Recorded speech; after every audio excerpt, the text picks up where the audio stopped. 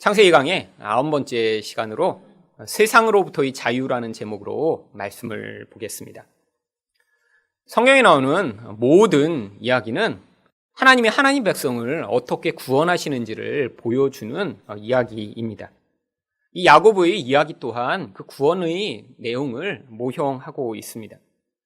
라반의 집에 이렇게 야곱이 가게 돼서 그곳에서 20여 년간이나 살다가 그 집을 떠나는 이 과정 또한 하나님의 백성의 삶에서 나타나는 구원의 어떤 모습을 그 안에 담아 표현하고 있는 것입니다.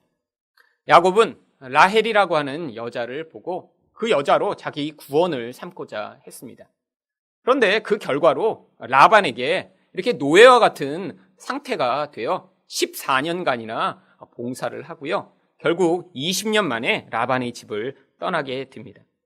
이것은 마치 이스라엘 백성들이 애굽에서 이렇게 기근을 피하려고 갔다가요. 430년간이나 그곳에서 노예 상태에 살고 있다가 결국 구출받아 그 애굽을 탈출하는 것 같은, 개인적으로 보면 이런 구원을 모형하고 있습니다.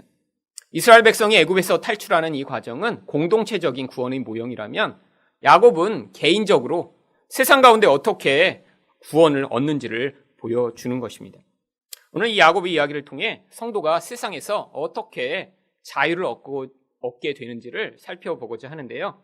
첫 번째로 세상에 진 빚을 갚아야 자유를 얻습니다. 25절과 26절 말씀을 보겠습니다. 라헬이 요셉을 낳을 때 야곱이 라반에게 이르되 나를 보내어 내 고향 나의 땅으로 가게 하시되 내가 외삼촌에게서 일하고 얻은 처자를 내게 주시어 나로 가게 하소서. 내가 외삼촌에게 한 일은 외삼촌이 아시나이다. 지금 요셉을 낳은 후에 이제 야곱이 라반의 집에서 떠나겠다고 요청하는 것은요, 처음에 이 라반과 계약을 맺은 14년의 그 기한이 다 찼기 때문입니다. 라헬과 결혼하기 위해 7년을 일하기로 했다가요, 중간에 이 라반에게 속아 레아와도 결혼을 하게 되면서 결국 이 라반을 섬기기로 한 그 기간이 14년이나 된 것이죠.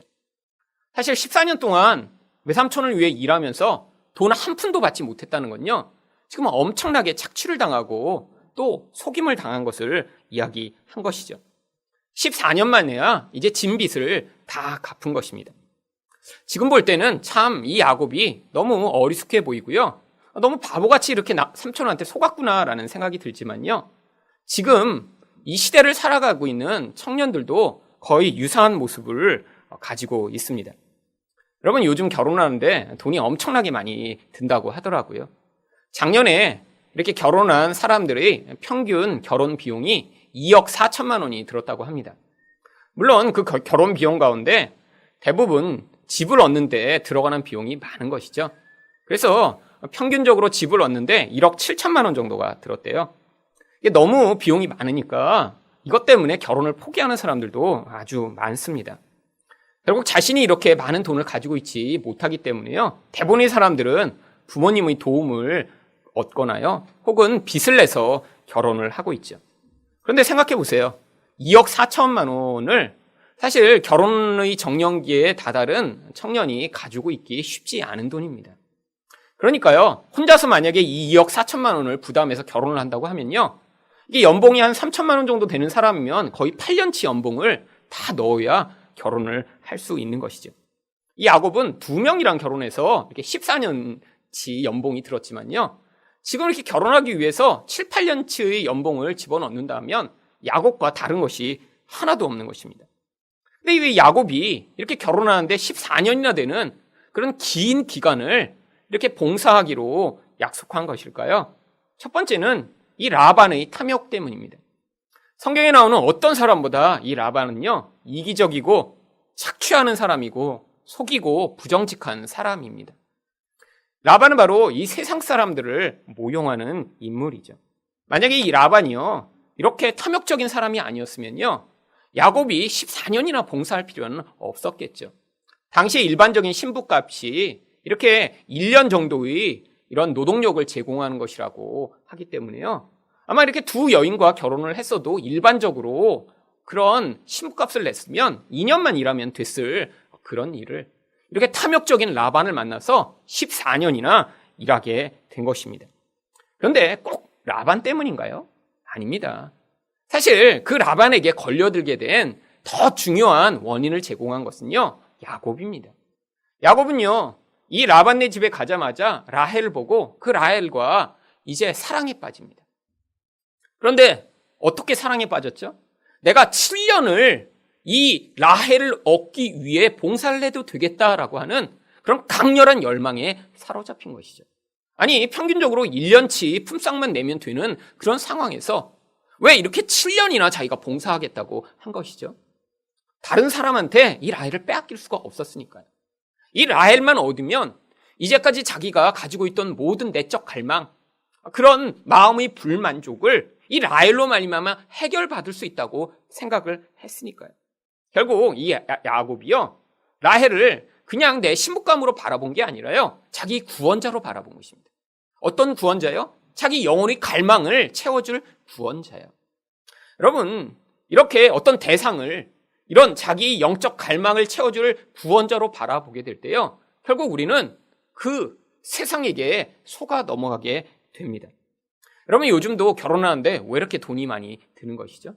물론 물가가 올랐죠. 하지만요, 가장 중요한 이유는 이 세상의 탐욕 때문입니다. 호텔에서 결혼하는데 비용이 굉장히 비싸잖아요.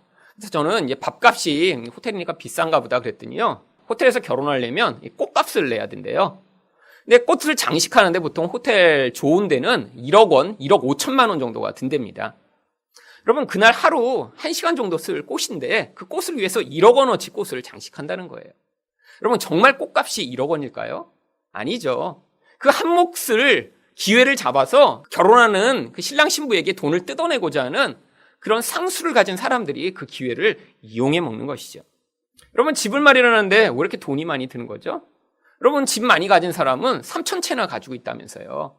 근데요, 그렇게 많이 가지고 있어도 결국 자기가 가진 것으로 계속해서 탐욕스럽게 더 많은 이윤을 취하고자 하는 사람들 때문에 집값이 내려가지 않는 것입니다. 그런데 이렇게 세상이 탐욕적으로 대한다고 해서요, 그것만이 문제가 아닌 거예요. 결국 결혼하고자 하는 모든 신랑 신부들은요, 이 결혼 자체가 단순히 결혼이 아니라 그냥 결혼해서 애 낳고 사는 그런 목적만이 아니라 이 결혼에 부과하는 다른 목적들이 굉장히 많이 있습니다. 여러분, 많은 사람들이요, 결혼을요, 자기 내적인 갈망을 채워줄 어떤 대상으로 이 결혼을 여기고 있는 거예요. 이전의 가정에서 너무 불편했어요. 평안이 없었어요. 근데 새로운 가정을 이루면 내가 이전 것은 다 지워버리고 새롭게 시작하면서 여기서는 좋은 가정을 만들고 싶다. 이런 열망 때문에 결혼한 사람 많습니다. 또한 내적인 어떤 사랑의 대상을 얻어서 그 안에서 내가 이제까지는 불만족하고 또 외로웠지만 결혼을 통해 이것을 채우고 싶다, 이런 마음을 가지고 결혼한 사람도 많죠. 또한요, 이런 욕망 가운데 아주 중요한 것은요, 다른 사람과 비교할 때 내가 이렇게 결혼식을 하는데 남보다 좀 이 결혼을 통해서 내가 괜찮은 결혼을 한다라는 걸 보여주고 싶은 마음도 굉장히 많이 있습니다. 여러분, 호텔에서 결혼하면 정말 더 좋은가요? 물론 화려하겠죠. 훨씬 사진은 예쁘게 나오겠죠. 그런데 그렇게 한두 시간 결혼하는 그 결혼식을 위해 1억 원, 2억 원, 3억 원을 쓸 만한 그런 값어치는 없는 것 같습니다. 근데 왜 사람들이 이렇게 호텔에서 결혼하고 싶은 사람들이 많이 있죠? 그것을 통해 이렇게 화려한 결혼, 이렇게 멋진 결혼을 한다고 나는 일반 사람과 다르다는 그런 모습을 보여주고 싶은 그 비교의식의 욕망 때문에 사람들이 그 일들을 하는 것입니다. 결국 야곱이 이렇게 라반에게 속아 14년이나 봉사하게 된 것과요, 사실 똑같은 상황이 지금도 벌어지고 있는 것이죠.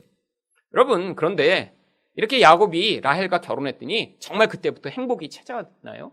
이전에 불만족했는데 결혼했더니 그 순간부터 늘 행복하고 기쁘고 만족하고 모든 것이 편안해졌나요? 그렇지 않습니다. 우리가 지난 시간에 살펴보았듯이요, 결혼한 다음에 이 라헬은 새로운 욕망이 생겼어요. 자식을 낳지 못하니까 그 자식을 얻고 싶은 욕망이 생겼고요. 그래서 결국 결혼한 두 여자 사이에서 이 여자들이 싸움과 갈등 가운데 이 야곱이 처하면서요, 이러지도 못하고 저러지도 못하는 아주 힘든 그런 시간을 보냈습니다. 그럼 우리도 마찬가지죠. 결혼을 하면 굉장히 이전과 다른 삶이 펼쳐질 것이라고 많이들 생각하는데 결혼 후에도 사실 똑같은 경우가 많이 있습니다. 호텔에서 결혼했다고 더 행복한 게 아니에요. 아니, 호텔에서 결혼해서 정말 그 결혼식에 1억 원을 투자했더니 이후에 30년의 결혼을 행복하게 보장해 준다. 그러면 투자할 만한 가치가 있죠. 근데 그것과 전혀 관계가 없습니다. 오히려요, 통계에 의하면요, 결혼식 자체에 돈을 많이 쓴 커플일수록 이혼할 확률이 높아집니다. 근데 돈이 많은 채로 결혼을 하면요, 그 단순히 결혼만이 목적이 아니라 그것을 통해 내가 지위도 올라가고 더 많은 풍요도 누리고 더 많은 안정감도 누리고 싶어서 결혼을 했는데 이게 돈만으로 해결되지 않으니까 결국 그 갈등 끝에 이혼을 많이 하는 것입니다. 여러분, 인생 가운데 이렇게 결혼만이 우리가 세상의 노예가 되게 만드는 것이 아닙니다. 결혼이라는 과정을 통과하면요, 그 이후에도 얼마나 많은 것들이 이런 세상에서 눈에 좋아 보이고 내가 그것을 얻으면 내 인생이 풍요로울 것 같아서 선택을 했는데 그것 때문에 오히려 인생이 이렇게 노예처럼 전락하게 되는 경우들이 많이 있습니다. 여러분, 이렇게 취업을 하기 원하는 청년들은 사실 일반 중소기업보다는 대기업에 가기를 원하죠. 그 이유가 뭔가요? 대기업에 가면 돈을 많이 줍니다. 사람들에게도 이야기하기가 좋아요. 너 어느 회사 다녀? 아무개 회사 다녀. 사람들이 다 아는 회사에 다니면요, 야, 축하해, 정말 잘 됐구나 라고 이야기하겠죠.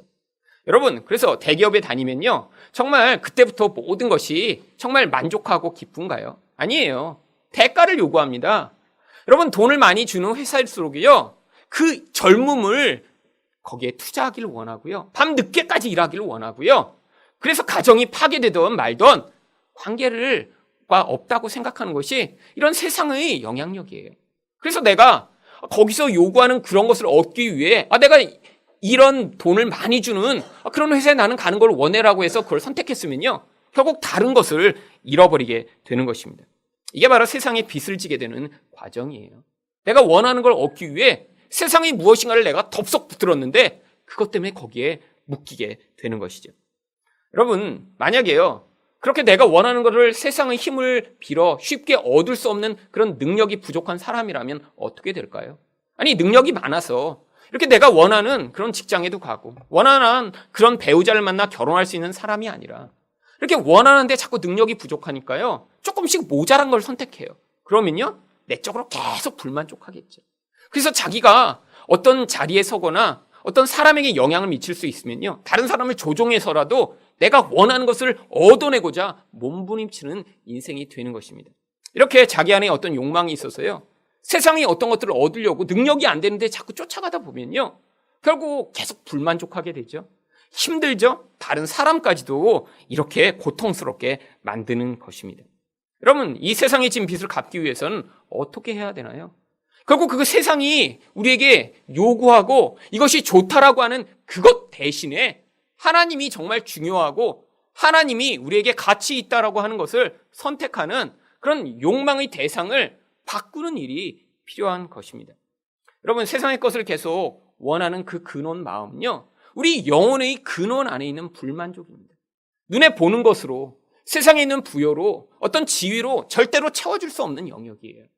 여러분, 하지만 세상은요, 이 영적 진리를 알지 못하기 때문에 끊임없이 우리에게 어떤 눈에 보이는 그런 것, 눈에 보이는 어떤 지위, 어떤 능력을 우리에게 자꾸 제공하며 네가 이것을 얻기 위해서 더 열심히 애써야 돼, 너희 시간을 써야 되고 너희 돈을 여기에 바쳐야 되라고 우리를 자꾸 유혹하고 있는 것입니다.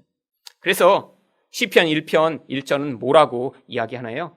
복이 있는 사람은 악인들의 꾀를 따르지 아니하며 죄인들의 길에 서지 아니하며 오만한 자들의 자리에 앉지 아니하고. 여러분, 하나님 백성들은 성경이 복을 받은 자라고 이야기합니다. 그런데 우리 삶에서 이 복된 삶을 유지하고 그 복을 누리기 위해서는요, 세상이 이야기하는 이런 악인들의 꾀와 죄인들의 길과 오만한 자들의 자리를 우리가 분별하여 피해야 한다는 것이에요. 여러분, 결국 이렇게 세상의 격과 하나님 것을 제대로 분별하지 못하면요, 인생 내내 이 세상의 빚진 자가 되어 노예 상태에 살기 쉬운 것입니다. 두 번째로 성도는 어떠니 세상에서부터 자유를 얻을 수 있나요? 하나님의 지혜가 필요합니다. 27절 말씀입니다. 라반이 그에게 이르되 여호와께서 너로 말미암아 내게 복 주신 것 줄을 내가 깨달았노니 내가 나를 사랑스럽게 여기거든 그대로 있으라. 오늘 본문을 보면요, 이 라반의 입에서 나오기에는 약간 어색한 표현이 두 가지가 담겨 있습니다. 하나는 여호와께서 너를 복주신 것을 내가 깨달았다라고 하나님을 언급하는 거예요. 두 번째는요, 내가 나를 사랑스럽게 여기거든 이스라라고 이렇게 이야기하는 것입니다. 여러분, 이 라반이 왜 여호와 하나님을 언급하는 게 이상하죠? 이 사람은 하나님과 원래 관계 없는 사람이니까요. 여러분, 왜 근데 여기서 갑자기 여호와 하나님을 언급하는 것이죠? 이 야곱에게 너와 나가 비슷한 그런 부류야. 사실 내가 여호와 하나님을 섬기는 건 아닌데 그냥 하나님이 너를 복주시는 걸 내가 알아. 그러니까 우리가 전혀 다른 부류가 아니라고 이 야곱과 자기의 동질성을 이렇게 만들기 위해 이렇게 표현한 것입니다. 근데 이 말 자체에 벌써요, 거짓말임이 숨어 있어요. 한글 성경에는 번역이 잘 안 돼 있는데요. 여호와께서 너로 말미암아 내게 복 주신 줄을 내가 깨달았다라는 이 깨달았다라고 하는 이 표현이요, 원문을 번역하면 내가 점을 쳐보고 알게 되었다라고 하는 표현입니다. 여러분, 이 라반은 어떻게 이렇게 야곱을 통해 복이 오는지 그냥은 알 수가 없어요. 왜? 하나님과 관계없는 우상 숭배자였으니까요. 그러니까 이 라반의 삶에서 결국 점치는 일을 한 것입니다. 결국 우상 숭배적 그런 삶을 통해서 이런 모습이 드러나고 있는 것이죠. 여러분, 두 번째는 내가 나를 사랑스럽게 여기거든 이라고 표현합니다. 여러분, 생각해 보세요. 14년간 돈 한 푼도 받지 않고 그렇게 속아서 일하고 났는데 이 외삼촌을 이 야곱이 사랑스럽게 여길까요? 지금 이 라반에 대해서 이 야곱은요, 이를 지금 득득 갈고 있는 상황입니다. 어쩔 수 없이 14년을 봉사한 거예요. 얼마나 나중에 속상하고 화나고 자꾸 힘들었을까요? 자기가 결혼하고 싶은 거는 라헬이었는데 억지로 레아까지 떠안아서 지금 이 가정에 문제가 계속 벌어지는 걸 보면 얼마나 힘들었을까요? 근데 이 라반이 이렇게 표현하는 건요, 사실 이 라반은요, 자기가 한 짓이 이렇게 악하고 비열한 것이라는 생각을 전혀 하고 있지 않은 거예요. 너무 당연한 일을 했다고 생각하는 거예요. 그러니까 야, 네가 나를 사랑스럽게 여겼고, 아니 너 지금 결혼도 못하는 이런 인간한테 내가 내 딸 둘이나 시집 보냈으니 내가 얼마나 잘해줬어. 그러니까 더 머물러 있어줘. 여러분, 이게 바로 세상의 태도입니다. 여러분, 세상은요, 절대 하나님 백성에게 이렇게 호의적인 태도를 보이지 않아요. 악하게 대하고요, 이렇게 아주 비열하게 반응하면서도요, 마치 호의를 베풀고 있다고 착각을 하는 경우가 많이 있습니다. 그때 또 라반이 뭐라고 이야기하나요? 28절입니다. 또 이르되 내 품삯을 정하라. 내가 그것을 주리라. 14년 만에야 이제야 품삯을 이제 이야기하며 주겠다라고 하는 이 라반의 탐욕적인 모습. 그런데 이런 라반에 대해서요, 29절과 30절에서 야곱이 이렇게 대답합니다.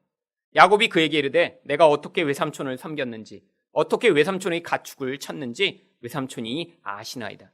내가 오기 전에는 외삼촌의 소유가 적더니 번성하여 때를 이루었으니 내 발이 이르는 곳마다 여호와께서 외삼촌에게 복을 주셨나이다. 그러나 나는 언제나 내 집을 세우리이까. 이 야곱의 태도는 굉장히 담대한 모습입니다. 외삼촌이 복 받은 게 정말 하나님이 나에게 복 주셔서 그런 거야. 그러니까 지금 나를 함부로 대하면 안 돼요 라고 하는 이런 담대한 모습이 나타나죠. 아니, 어떻게 이렇게 갑자기 담대한 사람이 된 것일까요? 바로 이제 빚을 다 갚아버렸기 때문이에요. 이전에는 이 라반이 가지고 있던 그 라헬이라고 하는 존재가 자기에게 필요했기 때문에 결국 이렇게 빚을 지게 됐는데, 이제 빚을 청산하고 나니까 더 이상 라반에게 묶일 필요가 없었던 것이죠. 또한요, 지난 14년간의 이런 과정을 통해 이 라반이 얼마나 음흉하고 거짓말을 잘하고 이기적인 인간인가 아주 뼛속 깊게 경험을 한 것입니다. 여러분, 우리가 이 세상에 매여 있는 이런 세상으로부터 자유를 얻는데요, 우리 안에 담대함이 없으면 절대로 자유를 얻을 수가 없습니다. 세상이 늘 두려우니까요. 내가 직업을 잃어버리면 어떻게 하지? 다른 사람에게 밉게 보여서 이렇게 내가 나중에 힘든 인생을 살면 어떻게 하지? 나중에 갑자기 병에 걸리면 어떻게 하지? 내가 이렇게 남처럼 많은 것을 가지고 있지 못한데 내 미래가 어떻게 될까? 여러분, 이런 두려움이 우리에게 있으면요, 그 두려움을 타서 결국에는 이 세상이 굴복할 수밖에 없는 것이. 이렇게 이야기하니까 라반이 31절 상반절에서 이렇게 제안을 합니다. 라반이 이르되 내가 무엇으로 내게 주랴. 이런 라반의 제안에 대해 31절 하반절부터 33절까지 야곱이 이렇게 답을 합니다. 야곱이 이르되 외삼촌께서 내게 아무것도 주시지 않아도 나를 위하여 이 일을 행하시면 내가 다시 외삼촌의 양떼를 먹이고 지키리이다. 이 야곱이요, 아무것도 안 줘도 내가 한 가지만 부탁할 테니까 이걸 들어주세요 라고 이야기를 하죠. 32절입니다. 오늘 내가 외삼촌의 양떼에 두루 다니며 그 양 중에서 아롱진 것과 점 있는 것과 검은 것을 가려내어 또 염소 중에 점 있는 것과 아롱진 것을 가려내리니 이 같은 것이 내 품삯이 되리이다. 후일에 외삼촌께서 오셔서 내 품삯을 조사하실 때 나의 의가 내 대답이 되리이다. 내게 혹시 염소 중 아롱지지 아니한 것이나 점이 없는 것이나 양 중에 검지 아니한 것이 있거든 다 도둑질한 것으로 인정하소서. 여러분, 이 야곱이 어떤 제안을 하죠? 그 양떼들 가운데 이렇게 검은색이 있거나 얼룩무늬가 있거나 염소 가운데 이렇게 점박이가 있는 걸 그걸 자기 품삯으로 하겠다는 거예요. 여러분, 왜 이런 제안을 한 것일까요? 하나님이요, 야곱에게 꿈 가운데 나타나셔서 이것을 말씀해 주셨기 때문입니다. 바로 창세기 31장 11절부터 13절 말씀입니다. 꿈에 하나님의 사자가 내게 말씀하시기를 야곱아 하기로 내가 대답하기를 여기 있나이다 하매 이르시되 내 눈을 들어 보라 양떼를 탄 숫양은 다 얼룩무늬 있는 것, 점 있는 것과 아롱진 것이니라. 라반이 내게 행한 모든 것을 내가 보았노라. 나는 베델의 하나님이라. 내가 거기서 기둥에 기름을 붓고 거기서 내게 서원하였으니 지금 일어나 이곳을 떠나서 내 출생지로 돌아가라 하셨느니라. 하나님의 말씀을 듣고요, 이렇게 제안을 한 것이죠. 여러분, 그런데 이런 야곱의 제안은요, 지금 사실 이 당시 관행에 의하면요, 아주 불공정한 그런 것입니다. 어느 편에서 불공정하냐고요? 야곱 편에 있어서요. 여러분, 원래 양떼들은 흰 것이 정상입니다. 그런데 이렇게 얼룩무늬가 있거나 점박이로 양떼가 생기는 건요, 이건 돌연변이죠. 여러분, 자연 상태에서 돌연변이는요, 원래 많지 않습니다. 10%가 안 돼요, 평균적으로. 그러니까 이런 점박이 무늬의 그런 양을 취하겠다는 건요, 10%도 안 되는 아주 적은 보수를 가지고 내가 내 보수를 삼겠다는 것입니다. 또한요, 고대에는요, 염색 기술이 발전하지 않았습니다. 이렇게 실을 뽑아 양을 쓰는데요, 이렇게 실 가운데 중간에 검은색이 이렇게 얼룩얼룩 져 있으면 그 실은 가치가 떨어지는 것이죠. 내가 원하는데 원하는 색으로 짤 수가 없잖아요. 그래서 당시의 일반적인 하얀 양의 가격보다 이렇게 얼룩무늬가 있는 이런 양털이나 그런 염소털은요, 가격이 훨씬 쌌다고 합니다. 여러분, 이렇게 불공정한 것 같은 그런 계획을 하나님이 알려주신 거예요. 여러분, 하나님이 우리 인생에 주시는 하나님의 뜻이 이런 경우가 많습니다. 세상의 관점으로 보면요, 굉장히 그걸 선택하면 안 될 것 같아요.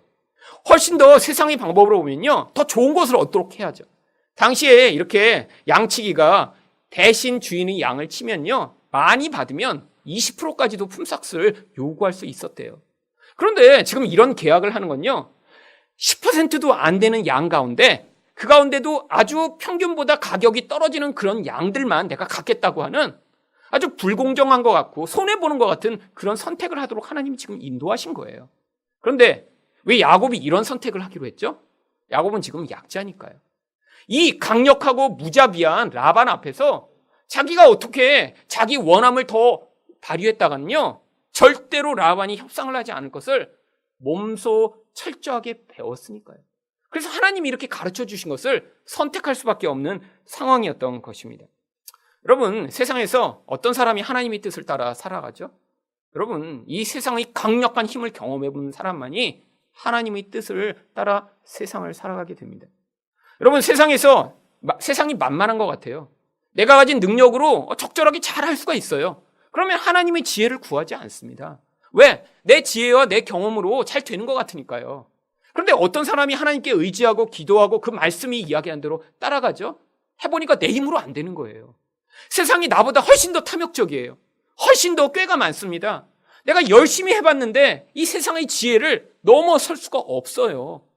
그때 어떻게 하죠? 그때 하나님 도와주세요.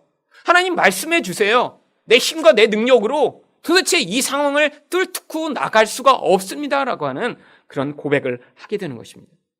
여러분, 이렇게 제안을 했더니요, 34절에서 라반이 뭐라고 대답을 합니까? 라반이 이르되 내가 내 말대로 하리라. 여러분, 이 라반이 어떤 사람이죠? 자기 욕심을 취하기 위해 몸부림치는 사람인데 이 야곱의 제안을 받아들였다는 건요, 이 야곱의 제안이 야곱 편에서 엄청나게 손해를 보는 제안이라는 사실을 이 라반이 알았기 때문입니다. 여러분, 그래서 야곱이 어떤 양들을 맞죠? 35절과 36절입니다.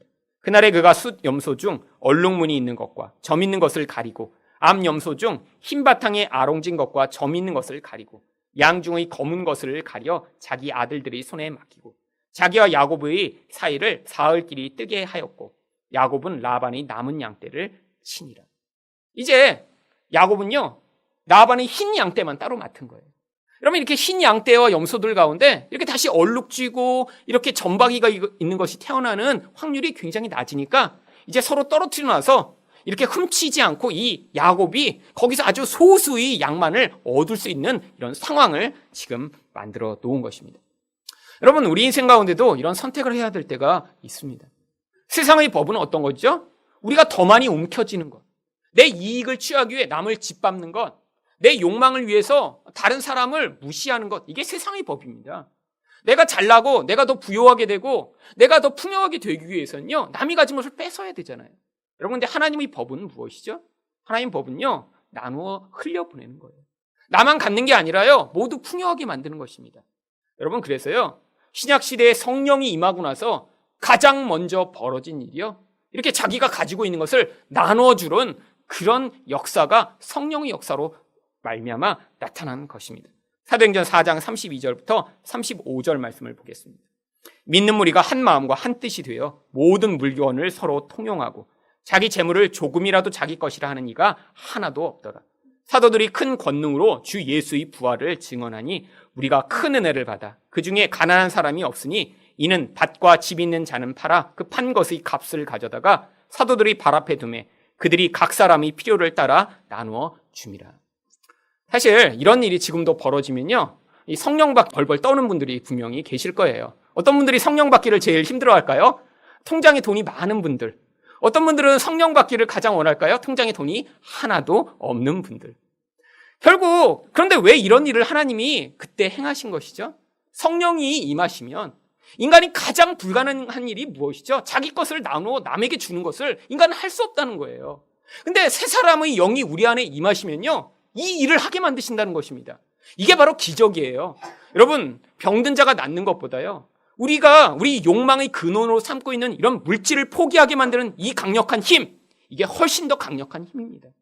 여러분, 그래서 여러분이 예수 믿고 나서 여러분의 삶 가운데 이제까지는 나만을 위해 쓰던 돈을 이제 헌금이라는 것으로 내놓기도 하고요, 다른 사람을 위해 잘라내시기도 하는 거죠. 이 일을 많이 하시고 계시다고요? 그러면 여러분은 지금 성령이 여러분 안에서 강력하게 역사하시고 계신 것입니다.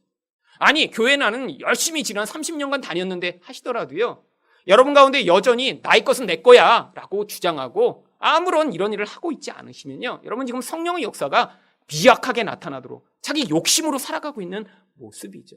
물론 이때는요, 하나님의 백성들에게 이렇게 성령이 나타나는 모습을 모형적으로 이렇게 현저하게 보여주시기 위해 정말 모든 사람이 다 자기 재산을 파는 것처럼 이야기를 하고 있습니다. 물론 지금도 이런 일이 일어나면 사실 저는 굉장히 좋을 것 같아요. 그렇죠? 네, 저는 뭐 쌓아놓은 게 이제 적으니까요. 그런데 지금도 하나님이요, 우리에게 비슷한 일들을 행하고 계십니다. 사실요, 교회에 와서 여러분 11조 바치는 거요, 이거 쉽지 않은 거예요. 여러분, 재물이라는 건요, 늘 부족합니다. 아무리 많이 가져도 늘 부족하고 나의 필요가 늘 있어요. 근데 그 중에 10분의 1을 떼어낸다고요? 아니, 거기다가 감사 헌금을 낸다고요? 선교를 위해서 내 헌금을 잘라낸다고요? 여러분, 이건 자기 살을 잘라낸 것처럼 고통스러운 일입니다. 그런데 그런 일들이요, 여러분 삶에서 자연스럽게 나타나고 있다면 이게 바로 지금 여러분 안에 하나님의 역사가 있기 때문에 나타나는 결과라는 것이죠. 그래서요, 이런 일을 했던 아주 대표적인 한 사람의 예를 사도행전이 보여주고 있습니다. 바로 다음 절인 사도행전 4장 36절과 37절은 이렇게 이야기합니다. 구브로에서 난 레위족 사람이 있으니 이름은 요셉이라 사도들이 일컬어 바나바라 번역하면 위로의 아들이라 하니 그가 밭이 있음에 팔아 그 값을 가지고 사도들이 발 앞에 두니라. 여러분, 요셉이라고 하는 사람이 있었어요. 예루살렘에 살지 않던 외부에서 있던 사람인데요, 와서 성령을 받은 것입니다. 그래갖고 이 사람 안에 이런 극적인 변화가 나타났어요. 자기 밭이 있었는데요, 그걸 다 팔아갖고 가난한 자에게 다 줘버렸어요. 그런데 이 사람이 이런 은혜를 경험하고 나서 밭은 팔았지만요, 이 사람에게 더 큰 은혜가 부어진 거예요. 그래서 이 사람 이름이 바뀝니다. 뭐라고요? 바나바. 여러분, 이 바나바의 뜻이 무엇이라고 성경이 이야기하죠? 위로의 아들. 얼마나 남을 위로하고 축복하고 세워주는 일을 잘했냐면 이 사람 곁에 가면 힘든 사람들이 다 회복되는 거예요. 그러니까 교회 가운데 이 사람으로 말미암는 영적 영향력이 나타나면서요, 이 사람이 교회의 아주 중요한 역할을 하게 됩니다. 나중에는 누구까지 세워주죠? 이 바나바 때문에 바울이라고 하는 이 사람이 세워집니다. 원래 바울은 사람들이 경계하던 사람이에요. 이전에 핍박하던 사람이니까 그가 변했다고 해도 아무도 믿지 않아요. 근데 이 바나바가 멀리까지 가서 그 바울을 데려다가 자기 교회에서 같이 목회를 합니다. 그리고 같이 선교를 하고 같은 동역자로 세우면서 이 바울이 이렇게 성경의 많은 부분을 쓸 수 있도록 만드는 역할을 하죠. 얼마나 놀라운 일인가요? 여러분, 재물을 포기했더니요, 그로 말미암아 교회를 세우는 이런 하나님의 일들이 나타나게 된 것이죠. 여러분, 이 사람이 바로 세상을 떠난 사람입니다. 아니요, 세상 가운데 살고 있었지만요, 하나님의 마음으로 하나님의 지혜를 받아 이렇게 반응하게 될 때 그 가운데 하나님 나라를 확장하는 사람으로 변화된 것이죠. 그런데 이런 바나바 같은 사람들이 교회에 나타났더니요, 사람들이 그를 존경합니다. 야, 우리 바나바 정말 좋아. 저분 때문에 내가 위로받았어. 야, 저분 정말 대단하시지? 이러니까요, 그거를 또 부러워한 사람들이 생긴 거예요. 그 사람들이 바로 사도행전 5장 1절과 5절 사이에 나옵니다. 바로 다음 절에 나오는 사람들이에요. 아나니아라는 사람이 그의 아내 삽비라와 더불어 소유를 팔아 그 값에서 얼마를 감추매 그 아내도 알더라. 얼마만 가져다가 사도들이 발 앞에 두니. 여러분, 이 사람들은 왜 팔았을까요? 또 왜 감췄을까요? 여러분, 이렇게 남이 재산을 파는 걸 보니까요, 그걸 통해 칭찬을 얻는 그 칭찬이 자기도 받고 싶었던 거예요. 와, 바나바가 저런 일을 하네? 우리도 저 칭찬 좀 한번 얻어보면 좋겠다. 그래서요, 속마음은 여전히 욕심이 가득합니다. 그런데 아까우니까 밭을 판 다음에요, 일부는 감추고 일부만 냈고, 이게 전부입니다. 솔직하게 절반만 갖고 왔어요 하면 이렇게 죽지는 않았는데, 절반을 감춘 다음에 그걸로 그런 칭찬을 얻어내고자 했더니요, 어떤 일이 벌어졌죠? 3절입니다. 베드로가 이르되 아나니아야, 어찌하여 사탄이 내 마음에 가득하여 내가 성령을 속이고 땅값 얼마를 감추었느냐? 땅이 그대로 있을 때에는 내 땅이 아니며 판 후에도 내 마음대로 할 수가 없더냐? 어찌하여 이 일이 내 마음에 두었느냐? 사람에게 거짓말한 것이 아니오 하나님께로다. 아나니아가 이 말을 듣고 엎드러져 혼이 떠나니 이 일을 듣는 사람이 다 그게 두려워하더라. 여러분, 밭을 가지고 있을 때도 판 다음에도 그게 아나니아 거라는 거예요. 네 마음대로 할 수 있다는 거예요. 근데 어느 순간부터 그게 아나니아 게 아니에요? 하나님께 바치겠다고 한 순간부터요. 그런데 그렇게 했으면, 진실하게 했으면 칭찬을 받았는데, 결국 이 아나니아는 세상에서 떠나지 못한 사람입니다. 세상의 것을 가지고 하나님의 것을 얻으려고 하니까요, 이런 징계가 벌어진 것이죠.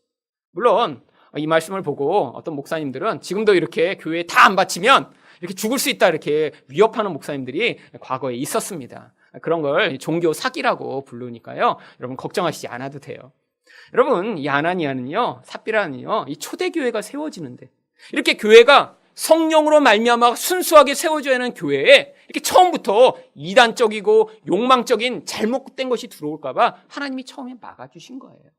여러분, 지금은요, 다 이런 사람들이 모여 우리 교회도 다 지금 이루고 있는 것입니다. 그러니까요, 여기서 이렇게 갖고 이렇게 진실하지 않게 하나님께 바쳤다고 하나님이 죽이시기 시작하면요, 다 죽었어야 돼요. 여러분, 솔직히 11조 여러분 정확히 바치고 계세요? 여러분, 욕심날 때 있잖아요. 이번 달에 보너스가 이렇게 나왔는데 이것도 바쳐야 되나? 이럴 때 있으셨잖아요. 솔직히 감춘 적 있었죠? 그리고 겉에다는 11조 이렇게 써서 바치셨죠? 그랬으면 옛날 같았으면요, 그분들도 다 죽었어야 돼요. 근데 하나님이요, 지금은요, 우리가 그 과정을 통해, 하나님, 제가 아직도 이렇게 욕심이 많네요. 하나님이 은혜로 주셨지만 그 은혜를 은혜로 깨닫지 못해요네요 라고 고백하는 자리에 서도록 그런 과정 가운데도 다 용납을 하시는 거죠. 여러분, 하나님의 지혜가 세상의 시각으로 보면요, 미련해 보입니다. 아니, 내가 가진 걸 왜 나눠요? 내가 가진 걸 왜 바쳐요? 내 거는 내 거예요. 이게 세상의 관점이잖아요. 근데 여러분, 내 것을 내 것으로만 삼는 이 세상의 그 패턴을 벗어나지 못하면요, 절대로 세상에서 벗어날 수 없다라는 거예요. 하나님의 지혜가 미련해 보여요. 하지만요, 그 지혜로 말미암아 하나님 백성은 오히려 세상에서 자유롭게 되고 세상의 그 욕망의 그런 흐름으로부터 자유와 만족을 누리는 자리에 설 수 있는 것입니다. 마지막으로 성도는 어떻게 세상으로부터 자유를 얻을 수 있나요? 하나님이 복을 베풀어 주셔야 합니다. 37절부터 39절까지 말씀을 보겠습니다. 야곱이 버두나무와 살구나무와 신풍나무의 푸른 가지를 가져다가 그것들의 껍질을 벗겨 흰 무늬를 내고 그 껍질 벗긴 가지를 양떼가 와서 먹는 개천의 물구 위에 세워 양떼를 향하게 하며 그때가 물을 먹으러 올 때 새끼를 베니 가지 앞에서 새끼를 뱀으로 얼룩한 것과 점이 있고 아롱진 것을 낳은지라. 여러분, 왜 야곱이 이런 일을 했을까요? 사실 여기에 나와 있는 이렇게 나뭇가지를 벗겨서 물 구유에 놓으면 정말 얼룩얼룩한 그런 짐승들이 생기나요? 여러분, 지금 유전학, 지금 중학교 정도만 다녀도요, 이게 아니라는 사실을 다 알고 있습니다. 그럼 우리도 뭐 이렇게 아기 낳을 때 이렇게 뭐 이렇게 얼룩덜룩한 걸 이렇게 보면서 물을 한 잔 마시고 이렇게 아기를 낳으면 아기가 이렇게 띠두른 아이가 나올 수 있나요? 여러분, 이건 유전적으로 불가능한 거잖아요. 여러분, 그런데 이 야곱이요, 당시에 미신의 습관을 지금 받아들인 거예요. 여러분, 합한채도 똑같은 것이었습니다. 합한채 모양이요, 사람처럼 생겼으니까 그걸 먹으면 아기를 많이 낳을 수 있어 라고 해서 합한채를 사람들이 먹었던 거죠. 근데 여러분, 레아와 라헬이 아기를 낳은 게 합한채 먹어서 그런가요?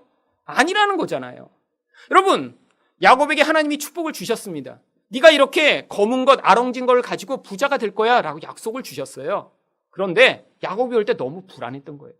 아니, 정말 이렇게 검은 거 가지고 내가 부자가 될 수 있을까? 그러니까 어떡한 거예요? 거기다가 당시에 사람들이 미신으로 가지고 있던 그런 일을 추가해서 그런 하나님의 약속을 불완전한 것처럼 바꾸어 버린 거죠. 여러분, 이게 야곱의 모습입니다. 여러분, 이게 바로 근데 우리의 모습이에요.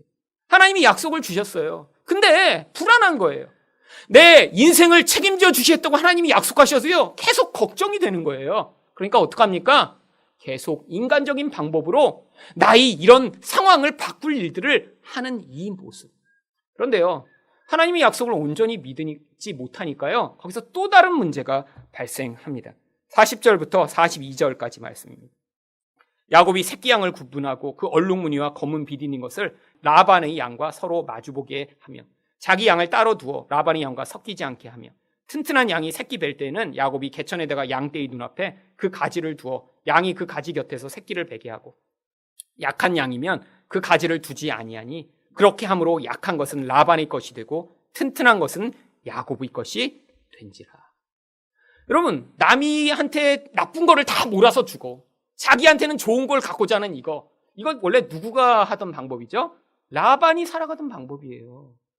여러분, 근데 이 야곱이 왜 이렇게 한 거예요? 하나님의 약속을 지금 못 믿고 있는 거예요. 왜? 상황적으로 볼 때 도대체 이 검은 거 가지고는 부자가 될 수 없을 것 같으니까요. 불안해서요, 라반처럼 살아가고 있는 것입니다. 여러분, 이게 바로 우리의 모습이에요. 세상에 살 때요, 정말 하나님이 우리에게 약속해 주셨어요. 우리에게 있는 그 재물과 우리에게 있는 그 모든 능력이 우리를 풍요롭게 하는 게 아니라 하나님이 우리를 돌보아 주실 것이며 하나님이 우리를 채워주실 것이며 하나님이 우리를 지켜주실 것이라고, 그래서 두려워하지 말라고 약속을 주셨는데요, 자꾸 우리는 두려워지니까 자꾸 라반처럼 살고 싶어서 라반과 같은 방식으로 행하는 것입니다. 여러분, 이게요, 나중에 악한 결과로 결론을 짓습니다. 만약에 이런 방식을 하지 않았더라면 야곱도 풍요하게 되고 라반도 풍요하게 됐겠죠. 그러면 나중에 라반이, 그래, 너 때문에 내가 이렇게 복을 받았으니까 이제 떠날 때 내가 축복하고 내가 너를 떠나보내겠다 할 텐데, 나중에요, 점점 라반은 가난하게 되고 이 야곱만 점점 부유하게 되니까요, 결국엔 나중에 어떡하죠? 이 자녀들과 몰래 야반 도주를 합니다. 이게 얼마나 지금 무서운 일이에요. 자기 장인 어른이며 또 자기 아내들이 아버지인데 그 모두를 데리고 몰래 도망쳐야 하는 이 야곱. 여러분, 결국 라반처럼 살면요, 관계가 깨어지게 되어 있는 것입니다. 그런데 성경이 뭐라고 얘기하죠? 43절입니다. 이에 그 사람이 매우 번창하여 양떼와 노비와 낙타와 나귀가 많았더라. 여러분, 이렇게 뭐 나뭇가지 잘라서 먹였더니 부유하게 됐다는 게 아니에요. 하나님이 부유하게 하셨다는 것입니다. 하나님이 약속대로 일하셨다는 거예요. 그렇게 검은 얼룩무늬 양들만 취했는데도 부자 되게 하심으로 말미암아 거기서 하나님이 이 야곱을 축복하시는 분이며 하나님이 그 인생을 주관하시는 분이심을 가르쳐 주셨다고 하는 것입니다. 여러분, 하나님이 복을 받았다고 하지만요, 이 세상에서는 야곱처럼 라반처럼 살고 있는 게 우리의 인생이에요. 근데 하나님이요, 그런 우리들을 인생 가운데 개입해 오셔서 변화시켜 주시는 분이십니다. 왜? 라반처럼 끝까지 살다가는요, 결국 깨어진 관계, 고통하는 그런 인생으로 살게 되니까요. 저희 인생에도 비슷한 일들이 많이 나타났었습니다. 여러분, 저도요, 야곱과 같은 사람이었고요, 라반과 같은 사람이었습니다. 지금도 아직 야곱의 성품이 제 안에 남아있어요. 그런데 그런 저희 모습이 아주 결정적으로 다루어지기 시작했던 게요, 바로 제가 미국에 유학을 갔었을 때입니다. 여러분, 저는 이제 중고등학교 때 사실 공부를 잘했습니다. 네, 공부 잘한 것처럼 생겼다고 이제 요즘도 만나는 분들이 얘기하시더라고요. 근데 옛날에 실제로 잘했습니다. 네. 여러분, 그러니까 제가 인생에 살면서요, 이 지식의 그런 우월성으로 저의 힘을 삼고자 하는 욕구가 점점 생겼던 거예요. 왜? 나는 똑똑하니까. 나는 남보다 이렇게 잘났으니까. 우리 집은 이렇게 부유하지 못하고 나는 남처럼 키가 크지는 못하지만 그래도 나보다 똑똑한 사람은 없을 거야. 그런데 대학교에 갔더니 상황이 또 변하기 시작했습니다. 왜? 똑똑한 애들 모아놨더니 거기서 또 별거 아닌 것처럼 보이거든요. 그러니까 제가 가진 이 지식적인 힘으로 남한테 자랑할 수가 없었던 거예요. 그래서 그때 제가 했던 게요, 책을 엄청나게 읽기 시작한 거예요. 책이라도 읽어서 내가 너보다 똑똑해야지. 그래서요, 여러분, 밤을 새워서 책을 읽었습니다. 1년에 150권, 200권씩 책을 읽으며 20대를 보냈어요. 그런데요, 그러다가 이제 제가 하나님을 만난 거예요. 하나님을 만나고 났더니요, 이제 제 안에 큰 변화가 이제 나타나기 시작했습니다. 더 이상 세상에서 제가 뭐 이렇게 좋은 학교 나오고 똑똑한 걸로 이렇게 자랑을 하는 게 이게 잘못됐다는 생각은 하게 된 거예요. 여러분, 근데 근본적 이런 본질이 바뀝니까? 예수 믿었다고 금방 그렇게 변하나요? 안 변하죠. 잠깐 밑에 이렇게 숨어 있는 거예요. 그러면 이게 다시 안에서 이렇게 힘을 가지기 시작했던 때가요, 바로 유학을 선택했을 무렵이었습니다. 여러분, 유학을 왜 제가 선택했을까요? 물론 과정 가운데는 하나님이 인도하심이 있었어요. 그런데 사실 유학을 가라고 했을 때 만약에 누가요, 저보고 아프리카의 우간다로 가라고 했으면요, 그건 하나님 뜻이 아니야, 너 잘못 들은 거야, 이렇게 했겠죠. 가면 힘드니까요, 보장이 없으니까요. 근데 유학은 그렇지 않았어요. 유학을 가면요, 거기서 제가 유학이라는 것으로 박사를 받고 이렇게 학위를 받고 똑똑하게 준비해갖고 나중에 내 미래를 보장받고 싶은 욕구가 안에 강렬했던 거예요. 다른 것보다 나는 똑똑하고 준비된 목사가 될 거야. 남보다 나는 이렇게 더 멋지게 준비해서 남들이 따라오지 못하는 그런 사람이 될 거예요. 여러분, 이런 교만함을 가지고 갔는데요, 미국에 갔더니 또 그 교만함이 통하지 않는 환경이 제게 주어지기 시작했습니다. 여러분, 이전에 영어 공부를 좀 했다고 하더라고요. 여러분, 대학원에 가서 이렇게 영어로 공부하는 게 얼마나 쉽지 않겠어요. 그러니까요, 이렇게 듣고 이렇게 책 읽는 건 좀 하겠는데요, 아니, 글을 계속해서 써서 내래요. 일주일에 하나씩 리포트를. 그러니까 이게 쓰는데요, 정말 너무너무 고역인 거예요. 제 피를 뽑아서 쓰는 것처럼 고통스러웠어요. 그리고 써놓고 나면 막 이렇게 틀린 게 너무 많고. 근데 그거보다 더 문제가 뭐였냐면요, 박사과정에 들어갔더니요, 한 클래스가 5명이에요. 근데 아침 9시에 만나서 저녁 6시까지 계속 토론을 해야 되는 거예요. 여러분, 한국에서도 한국말로도 토론을 안 했는데 미국에 가서 5명 앉아서 거기서 영어로 토론을 하려니까요, 아니, 막 이 스트레스가 너무너무 올라가는데 문제는 사람들이 계속 이렇게 저를 쳐다보는 거예요. 그래서 저도 나름대로 준비를 합니다, 마음으로. 이번엔 이 주제를 가지고 내가 반드시 얘기해서. 근데 얘기하는 거 들어보면 아무것도 없어요, 내용이. 나도 영어만 하면 저걸 그냥 금방 얘기할 텐데, 그래서 준비를 하고 얘기를 딱 하려고 그러면 주제가 이미 바뀌었어. 딴 얘기하고 있어요. 그러니까 또, 이번엔 그럼 다음에.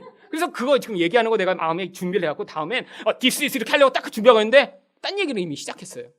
결국 저녁 6시까지 아무 말도 하지 못하고 가만히 이렇게 남이 눈치 보고 있으니까 나중에, 미스터 킴, 왜 그래, 왜? 밖에서는 얘기 잘하다가 왜 수업에 들어오면 이렇게 꿀먹은 벙어리야? 자꾸 얘기하는 거예요. 밖에서는 얘기하죠. 그냥 일상회화는요. 여러분, 수업에 들어갈 때마다요, 그 스트레스가 얼마나 심한지요, 정말 죽을 것 같은 거예요. 여러분, 그뿐이 아닙니다. 여러분, 환경이요, 그렇게 녹록한가요? 여러분, 가서 경제적으로 제가 돈을 못 버는 상황에서 하나님이 이렇게 가끔씩 주시는 까마귀를 통해 물어다 주신 거로 살았는데요, 그 까마귀가 제 생각만큼 자주 안 오는 거예요. 아니, 그 까마귀 딴 데 돌아다니는지, 그래서 정말 이렇게 좀 처음부터 이렇게 많이 이렇게 까마귀 여러 마리를 동원해서 이렇게 채워주시고, 그걸로 이렇게 뺏었으면 좋은데, 정말 꼭 필요할 때 한 마리 물어와서 그만큼 쓰고 나면 또 비어요. 여러분, 근데 참 이게 어렵더라고요. 예측을 할 수가 없으니까요. 사람한테 내가 이렇게 돈이 얼마 없다 얘기도 하지 못하고요. 가끔씩 오는 그 까마귀가 나중에 가보면 그래도 채워졌어요. 필요한 게 다 썼어요. 학교도 다니고 했는데 여러분 그걸 그냥 막연하게 기다리는 그 상황 얼마나 불안하고 힘든지 몰라요. 그런데 상황적으로요 얼마나 힘들게 하는지요. 이 텍사스에 갔는데 저랑 아내가 이 알러지가 너무 심해갖고요. 저는 그냥 기침과 콧물과 이 알러지로 계속 고생하고 아내는 아토피로 너무너무 고통하기 시작한 거예요. 여러분 이런 막 고통이 나중엔 점점 심해지니까요. 더 이상 공부를 못 하겠더라고요. 근데도 그걸 이를 악물고 거기 남아있었던 이유가 뭔지 아십니까? 그래도 여기까지 왔는데 박사는 마치고 가야지. 이거 중간에 가면 얼마나 창피해? 절대 안 돼, 절대. 나는 박사가 돼서 돌아갈 거야. 그럼 그러고 남아있었던 거죠. 여러분 그러니까요. 그래서 정말 노예 상태와 같이 살고 있었습니다. 정말 그 힘든 상황이에요. 근데 갈수록 쉬워지는 게 아니라 점점 어려워지기 시작했어요. 나중에 논문을 써야 되는데요. 이제 논문 과정까지 왔어요. 이제는 영어 스트레스가 조금 덜해요. 논문은요, 제가 혼자 써서 이제 검사를 맡으면 되니까요. 그래서 어느 교수님을 정하는데 교수님들이 잘 아는 논문 지도를 하려고 합니다. 왜냐하면 시간을 많이 써야 되니까요. 그래서 가장 이제 아주 쉽게 논문을 통과시켜준다는 교수님을 찾아갔고 그분을 겨우 허락을 받았어요.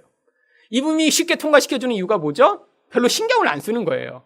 그래야 이 논문이 통과될 것 같아서 저도 겨우 그분을 맡아서 했는데 이분이 6개월 논문 지도하다가 딴 학교로 가버리셨습니다. 그러니까 이때부터 더 황당한 일이 벌어진 거예요. 그러니까 학교에서요, 제가 논문 교수님을 못 정하고 있으니까 아주 꼼꼼하고 힘든 교수님을 그냥 배정해버린 거예요. 그래서 이 교수님이 자꾸 꼼꼼하게 요구하세요. 막 자기가 빨간 펜으로 다 체크해갖고 이거 다시 써서 내라고. 그래갖고요, 1년 반 동안 제가 원래 쓰고자 했던 논문의 절반도 쓰지를 못한 거예요.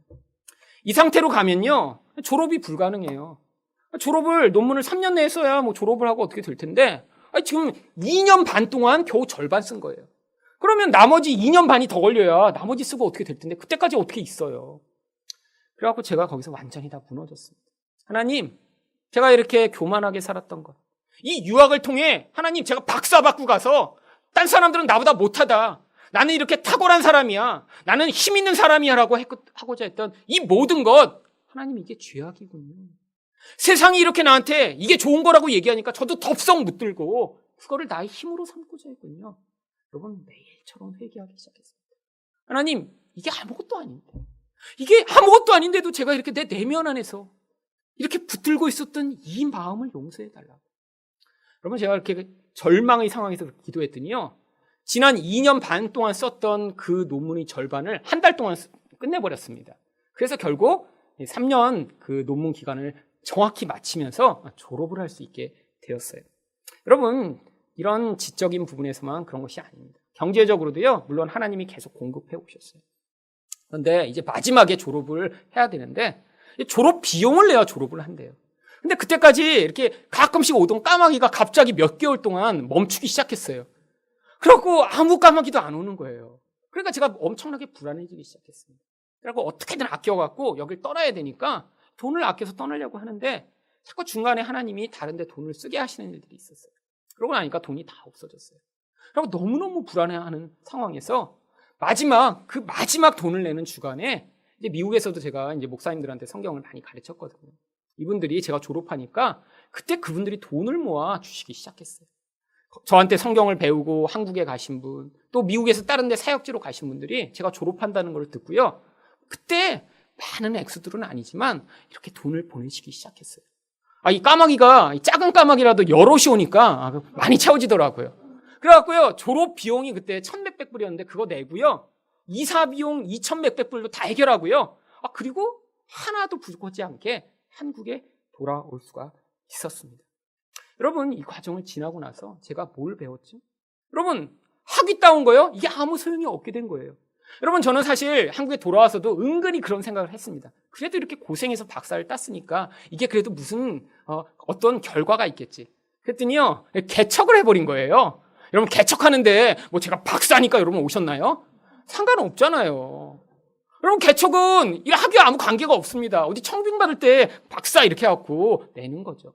여러분 이런 게 아무 소용이 없어져 버린 거예요. 그런데요, 유학의 기간이 저한테 많은 것을 가르쳤습니다. 첫 번째로는요, 제 안에 있는 이런 유학이라는 것을 통해 가지고 있던 이 교만함을 하나님이 깨뜨리신 거예요. 여러분 옛날에 그래서요 저는요 늘 다른 목회자들, 다른 사람들을 사실 내적으로 굉장히 깔봤습니다. 왜냐하면 제가 20대 때 은혜를 받고요. 성경에 대해서 제가 막 노력하지 않아도요. 하나님이 남들이 깨닫지 못하는 것을 깨닫게 하신 경우들이 많이 있었어요. 여러분이 지금 제 설교를 들으면서 이거 딴 데서 못 들어본 건데 사실 제가 열심히 공부해서 나온 거 아닙니다. 하나님이 주신 거예요. 그런데도 그게 내 거라고 생각하니까요. 제가 교만했던 거예요. 그래서요. 저처럼 열심히 성경 안 보고 저처럼 열심히 이런 일을 하지 않는 그런 특별히 목회자들은요. 제 내면 안에서 굉장히 멸시했죠. 그런데요. 제가 그 모든 교만함을 유학의 기간을 통해 하나씩 내려놓게 된 거예요. 나도 미련한 존재인데. 나도 미국 사람 사이에서는 그들이 심지어는 이름도 알지 못하는 그런 무명인 존재인데 근데 그까짓 거 하나 가지고 내가 잘난 체를 하고 있었거든요. 하나님 용서해 주세요. 여러분 제 내면 안에서 이런 변화를 겪었거든요. 지금 와서 제가 사실 저희 교회에서 여러분은 잘 만나시거나 이제 볼 경험은 없으시지만요. 지금도 매주 목사님들과 우리 신학생들을 불러서 저랑 같이 여기서 성경 공부를 하고 있습니다. 솔직히 여러분이 내신요 헌금을 가지고 지금 매주 식사 대접을 하고 있고요. 여러분이 내신 헌금을 가지고 그분들 성경 공부 교재까지 다 사주면서 지금 저희가 하고 있어요. 사실 저랑 이전에 생명부지의 사람들입니다. 그런데 인터넷을 통해 제가 신대원에 가서 설교하는 걸 통해 나도 그 말씀 보고 싶고 그 말씀 배우고 싶다고 해서 저를 찾아왔어요. 지금 벌써 한 15명이 모여서 저랑 같이 공부를 하고 있어요. 근데요 제 마음에 어떤 마음으로 가르친 줄 아세요? 내가 많이 알고 있으니까 너희들 이거 배워! 라고 하는 마음이 하나도 없고요. 같이 좀 도와서 다른 성도들도 다른 사람들도 좀 같이 풍요해 줬으면 좋겠다. 모두 같이 이 복음의 비밀과 은혜를 누려서 행복해졌으면 좋겠다. 저분들 내가 정말 내 걸 다 포기하고라도 도와주고 싶다. 이런 마음이 제 안에 있는 거예요. 솔직히요 10년 전에는 없던 마음입니다. 그런데 하나님이요 이 유학이라는 기간을 통해 세상에 노예처럼 붙들려 살던 그 기간을 통해 제게 이것을 가르쳐 주셨던 것이죠. 또한요 여러분 제가 재정적으로 하나님이요 그런 재정에 대한 두려움과 욕망에서 벗어나게 하시는 과정으로 이 유학을 사용하셨던 거예요. 옛날처럼 돈에 대해서 매여 있으면요 사실 지금 살 수가 없습니다. 그런데 하나님이요 이 돈에 대한 두려움에서 벗어나게 하시니까 저뿐 아니라 우리 교회를 통해서도 나눠줘도 괜찮고 하나님이 필요한 부분은 다 채워주시겠다라는 그런 믿음이 있게 살게 하시는 것이죠. 여러분 이런 변화가 제 안에서 이렇게 유학이라는 그 세상에 꽁꽁 붙들려서 고생하고 힘들어하고 노예처럼 살던 시간을 통해 하나님은 제 내면 안에서 이런 자유를 경험하는 기회로 삼으셨던 것입니다. 여러분 이 모든 시작은 제 욕망이었어요. 하지만 하나님이요 그 결과로 이런 선한 결과를 만들어내신 그런 풍요한 하나님이셨죠. 여러분 세상 가운데 이렇게 고생하고 힘들어하실 때 이 과정을 통해 하지만 우리 하나님이 얼마나 풍요하신 분이신가 배우시고요. 또한 이 세상에 잡혀있는 그 노예 상태에서 구원을 얻으시는 여러분 되시기를 예수 그리스도 이름으로 축원드립니다.